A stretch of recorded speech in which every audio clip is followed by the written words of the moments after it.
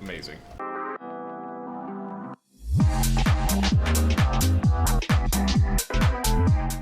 Welcome back to the best FPS, where I show appreciation for the best genre in video game there is. Today, we're taking a look at Gloomwood, developed by Dylan Rogers and David Szymanski, and also published by New Blood Interactive. Gloomwood is very different from the other games I've shown before, as it's a stealth-focused immersive sim.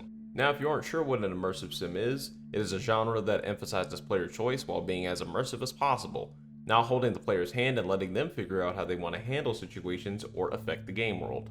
Unfortunately, as time went on, immersive sims kind of died, their peak popularity being in the 90s to 2000s era of gaming.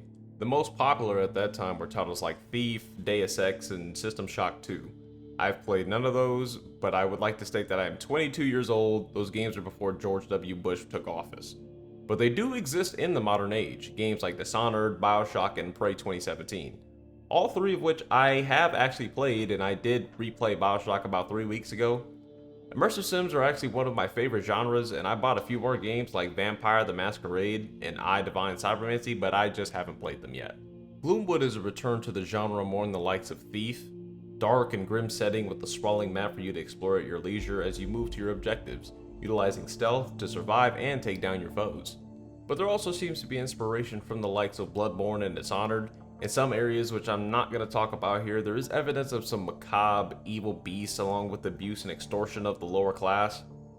Am I talking about a video game, or am I talking about the current situation in the United States? There's also a touch of Resident Evil with the inventory management. You have a grid in which you can place and move supplies to take what you can. It works very well, by the way. I honestly love this type of inventory the most, and playing Tarkov has helped me learn how to sort my inventory. I personally advocate against Tarkov. Do not play that game.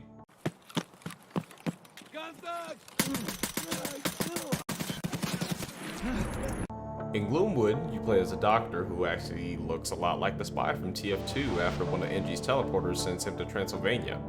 You're kidnapped by the ghost people from Fallout New Vegas' Dead Money DLC, except they're wearing pilgrim outfits, and you are eventually freed by LeChuck from Monkey Island. Now, if that sounds like a lot, it isn't. Grow up.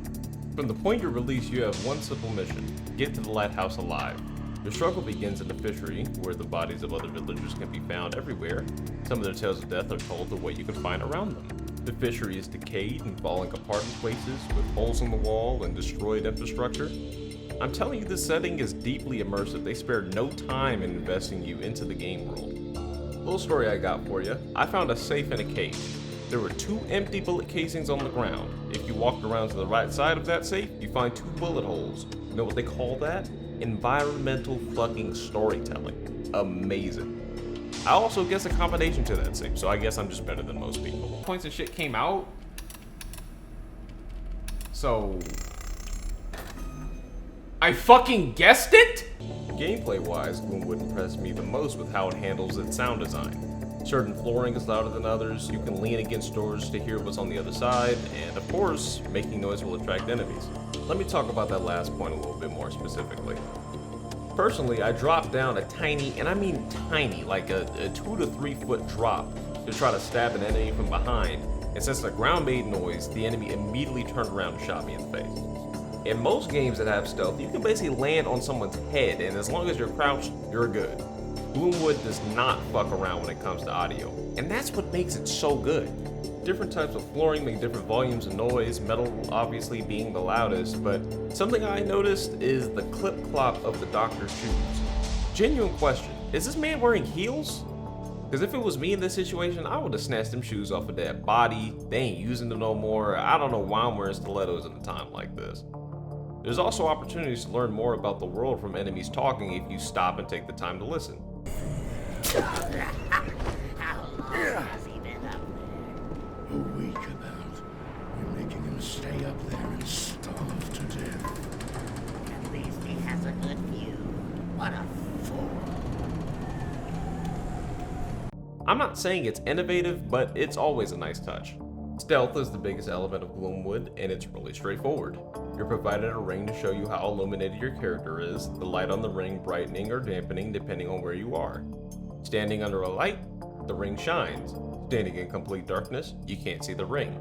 It's a simple mechanic, but it works flawlessly. You also have leaning, where you can peek around corners, obviously. Then you have sound makers, like glass bottles or even empty bullet casings. Throw them and you can lead enemies to certain positions for an advantage or sneak past them. Gloomwood doesn't reinvent the wheel with stealth, but it does put some 40-inch rims on it. Now, onto my favorite part of any game, combat. You do get a decent choice of weapons throughout the game, but like most immersive sims, all the ones I've played at least, you start with a melee weapon. BioShock gives you a wrench, Dishonored gives you a foldable blade, and Gloomwood gives you a cane sword. Straight pimpin'. You got a light attack, a heavy attack, and a block that doesn't seem to do much. The light attack doesn't do shit, don't use it. The heavy attack gives you that big bloodborne feeling because you get to charge it, and it gives you a glint of light when it's ready to shred through an enemy's insides like bad Mexican food. Backstabs, one-hit kills are your best friend because, you know, it's a stealth game.